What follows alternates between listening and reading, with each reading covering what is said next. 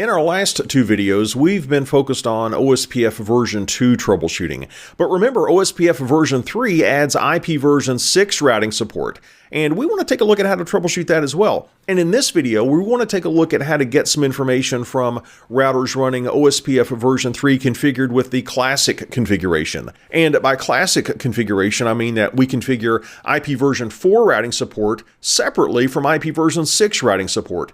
In our next video, we'll consider OSPF version 3 using address families. With address families, we can have a single hierarchical configuration under which we configure support for both IP version 4 and IP version 6 routing. But here we're taking a look at the classic configuration, and the great news is when it comes to troubleshooting, we don't have another big long list of potential troubleshooting targets to learn because the troubleshooting targets for OSPF version 3 are essentially the same as they were for OSPF version 2. But we need to know some new commands to get information from our routers when we're troubleshooting those issues. So let's take a look at a few commands in this video. Remember the show IP protocols command that could give us information for OSPF version 2 for IP version 4 routing support? Well, we've got a similar command. With OSPF version 3, we can say show IP v6 protocols.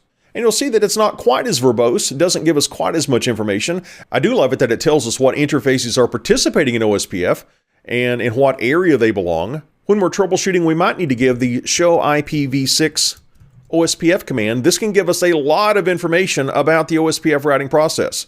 We see that we're running OSPF version 3. The process ID is 1. We've got a router ID of 10.2.2.2, and we see lots and lots of other information.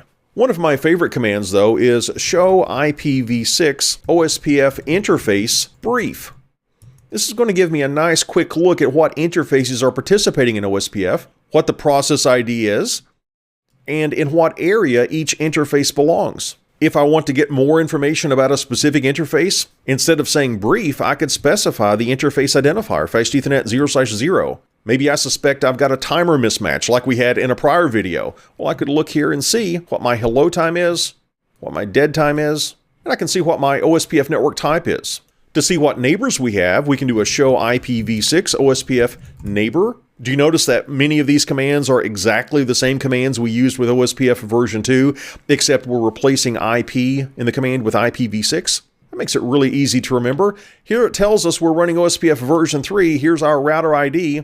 And we see that we've established neighborships with these 3 different routers. And we see what is our current state with those routers. And because this neighbor, router R1, is on a fast Ethernet segment that made it use the network type of broadcast, it looks like we've done a DR-BDR election. If we want to look into the link state database for OSPF version 2, we could say show IP OSPF database.